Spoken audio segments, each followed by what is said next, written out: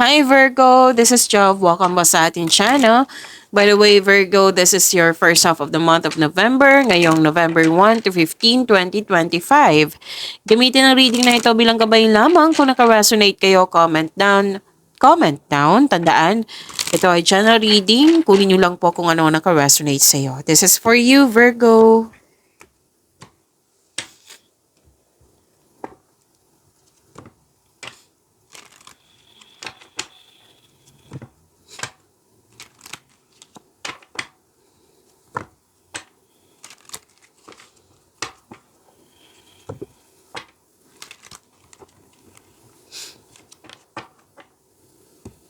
Para po ito sa iyo, Virgo. Ngayong November 1 to 15, 2025. Maraming salamat po sa inyong patuloy na suporta, sa mga nag-donate, sa mga hindi nag-skip ng ads. Maraming salamat po. Sa mga hindi pa nag-subscribe, subscribe na po kayo at click bell notification para malaman nyo na may bago tayong video.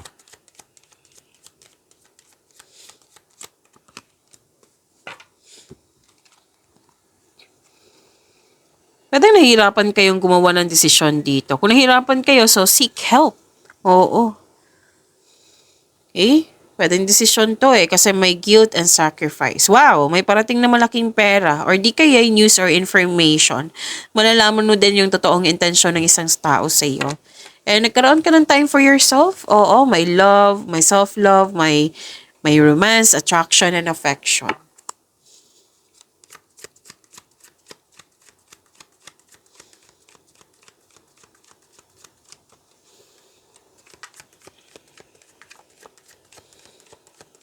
Energy ni Virgo ngayong November 1 to 15, 2025.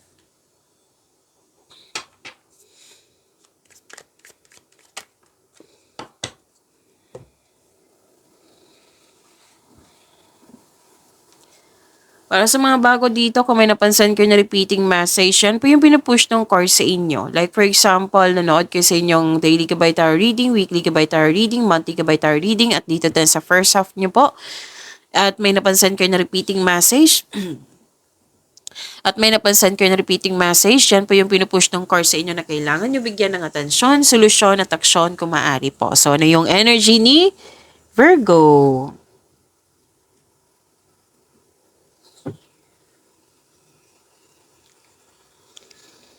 Okay. So, ang ganda nito kasi you're receiving love, which is sinabi kanina dito. Tandaan nyo, love is blooming. And nagkaroon ng growth and expansion. This is also fertility. Oh. And kitang-kita ko dito nagkaroon ka ng panahon sa iyong sarili, nagkaroon ng happiness, nagkaroon ng success, development. Kasi kung sa astrology to, this is Venus, about love, beauty, money, creativity.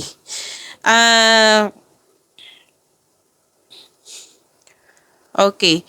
Pwedeng may buntis or may mabubuntis. Oo. Kasi this is magandang bunga. Oo.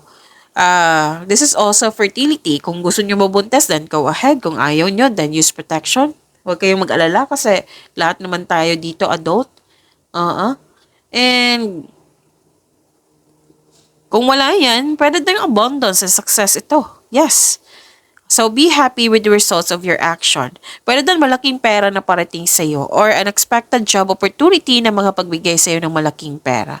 So ang advice dito, habaan niyo po yung pasensya niyo. By the way, Virgo, mas lumala yung sipon ko, ubo ko, nahihirapan pa rin ako magsalita. And pasensya na po kung pahinto-hinto ako. Oo, kasi nahihirapan nga ako magsalita. So focus kayo sa mensahe para may makuha kayong gabay.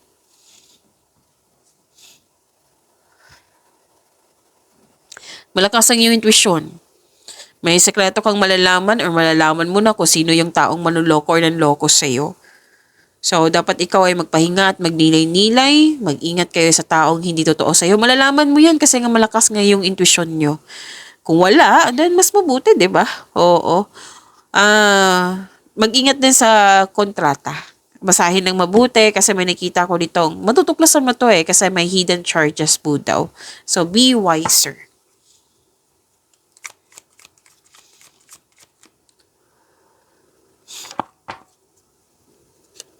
This is about your career and money, Virgo.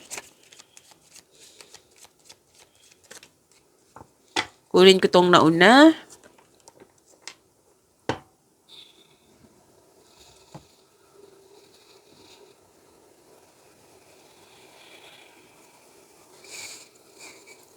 Nakikita ko dito na nag-aantay ka ng, okay, feedback. Feedback from your client, boss, new employer. Kasi in-offer sa iyo na kailangan mo maghintay. So, habaan nyo po yung pasensya nyo. Dalawang card yung mismo nagsabi dito, habaan ang pasensya, Virgo. So, ito ay makatulong sa buhay pinansyal mo. So, excited ka dito. So, kailangan mo pong habaan ng pasensya. Darating din naman ito. Kasi may sinabi dito na parating sa iyo. May mensahe na parating sa iyo. Which is na-clarify dito na may parating. Tapos, excited kayo, di ba? Oo, wag magpadalos-dalos. Alamin nyo muna at isipin kung ano yung susunod na hakbang. Oo, kalma lang. Kasi excited ka dito and you deserve this. Kasi excited ka and happy ka. So, gumawa ng konkretong plano para magtagumpay ito.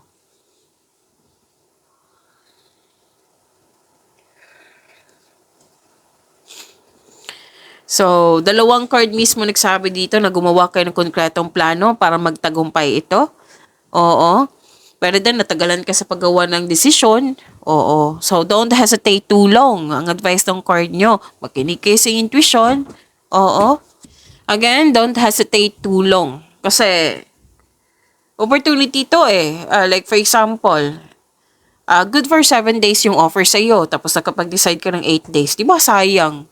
Oo, so don't hesitate too long. Makinig kayo sa inyong intuition kasi tutulungan ka na yung intuition para makagawa ng best decision or best choice. Sasabihan ka niya na kung ano yung susunod na hakbang.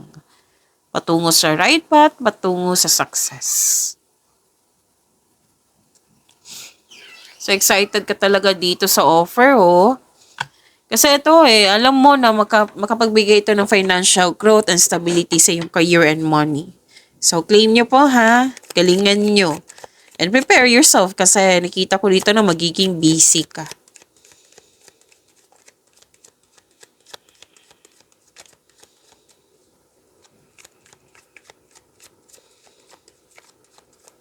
Love life, self-love, partnership, and romance ni Virgo.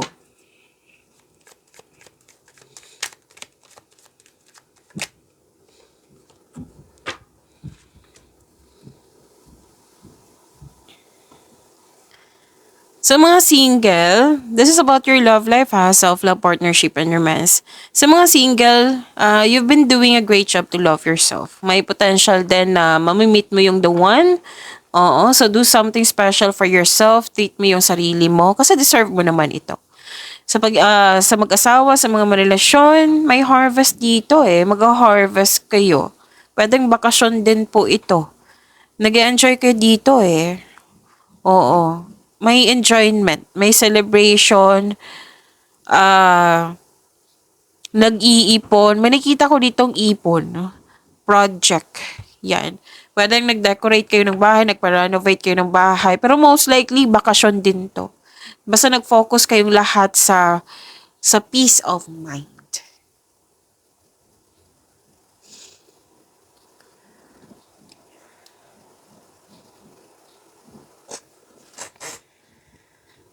Okay,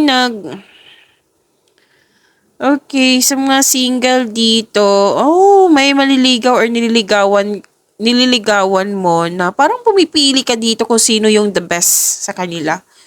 Oo. Pero mag-ingat sa sobrang pag-iisip ha, baka ito ay maghatid ng pagkakalito. Oo.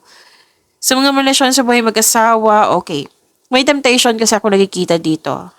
Pwedeng temptation sa isang tao, sa bagay, or sa isang sitwasyon. So, ingat na lang. Mas piliin nyo talaga yung peace of mind kaysa sakit ng ulo. Pwedeng sa partner mo to, pwedeng ikaw to, pwede din na sa kaibigan mo na nagkwento sa iyo na may temptation, na problema mo rin yung problema niya, pwede din.